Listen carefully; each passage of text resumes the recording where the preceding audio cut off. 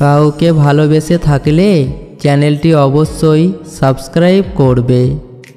নদীর ধারে একা বসে ভালোবাসি ঢেউ গুনতে, ঘুম ভাঙা চোখে ভালোবাসি গান শুনতে, প্রেমের পথের পথিক হয়ে ভালোবাসি পথ চলতে, বেদনার কাছে সুখের গল্প ভালোবাসি আমি বলতে।